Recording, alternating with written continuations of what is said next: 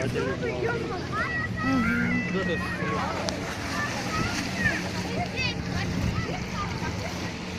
уже хочу идти. Мама, не захочу. Мама.